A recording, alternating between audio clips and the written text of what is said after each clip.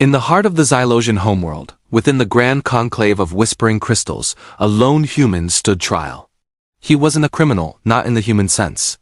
He was a soldier, a guardian of a fledgling human colony on a world the Xylosians had long considered sacred but abandoned. His crime? Defiance. He had dared to challenge a tradition etched into the very foundation of their society, a law thousands of years old.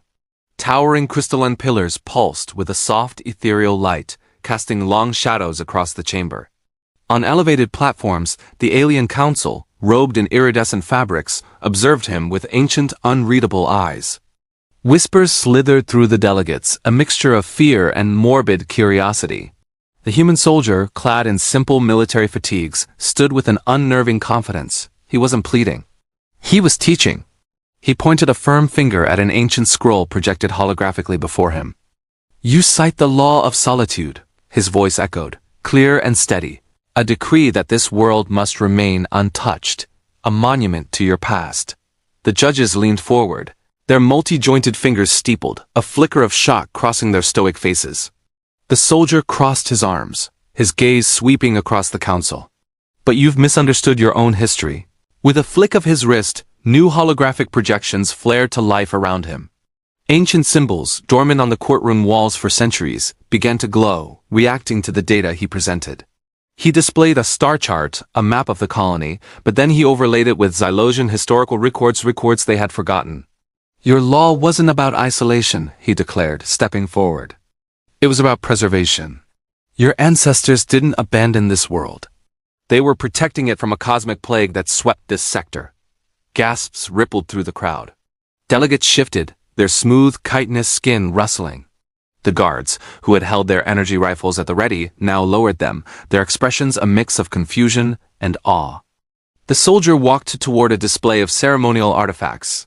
He gently lifted a small, glowing crystal, the very same type that powered their city. "This," he said, holding it high for all to see, "is not just a power source. Your own texts describe it as a seed of life, capable of purifying and revitalizing." He then gestured to the statues of their ancient lawgivers. They didn't want this world to be a tomb.